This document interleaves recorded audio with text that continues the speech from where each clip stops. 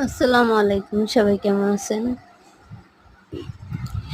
আমরা আমি একটা কথা বলতে চাচ্ছি যে আমরা ঢাকা শহরে যে থাকি, ঢাকা শহরেও আমরা কিন্তু নিজের চাহিদা মতো ফল, সবজি এগুলো উৎপাদন করে খেতে পারি। যেমন ছাদে কোনো কিছু আমাদের দরকার পড়ে না, হাঁটাচলা করি এই তো। কিন্তু যদি ছাদে আমরা কিছু কলম করা গাছ লাগাই, যেমন ৫-৬টা ফলের গাছ, তারপরে হচ্ছে ছোট ছোট ঝুড়িতে যদি কিছু বালু মাটি মিক্স করে তারপরে চা পাতা এইগুলো দিয়ে তরকারির যে কোটা কাটা থাকে ওইগুলো দিয়ে আমরা যদি কিছু বীজ লাগাই, কুমড়ো, তারপর লাউ, হ্যাঁ, তারপর হচ্ছে ছোট ছোট শাক সবজি, কিছু শাক, মরিচ, মানে সাধারণত যে খাবারগুলো আমাদের প্রতিদিনই দরকার, যেমন কাঁচামরিচ, তারপর হচ্ছে কিছু শাক পাতা, পুদিনা পাতা, লেবু, হ্যাঁ, এগুলো তো আমাদের প্রতিদিনই প্রয়োজন।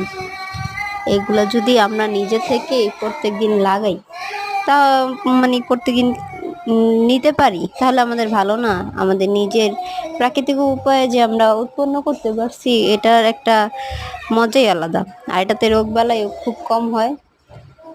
হ্যাঁ, এই যে দেখেন আমি কি কি লাগাইছি এখানে। ড্রাগন, এই যে ছোট ছোট ড্রাগন হচ্ছে, তারপর হচ্ছে ছোট ছোট অনেক শাকসবজি লাগাইছি যেগুলো এখনো ছোট। এখানে দুন্দুল গাছ লাগাইছি, তারপরে ফলের গাছ তো দেখলেনই, আরমুজ গাছ, তারপর হচ্ছে কামরাঙ্গা কামরাঙ্গা ছোট ছোট কেবল হচ্ছে আর কি। ওই যে দূরে নারকেল গাছ আছে।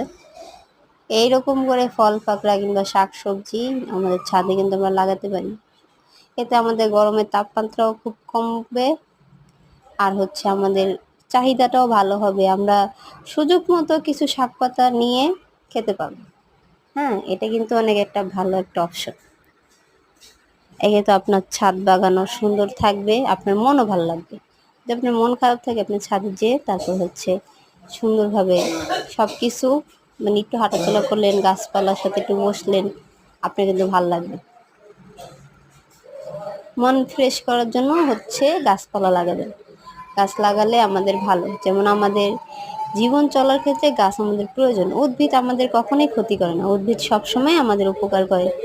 উদ্ভিদ ছাড়া যেমন আমরা বাঁচবো না, আবার উদ্ভিদও আমাদের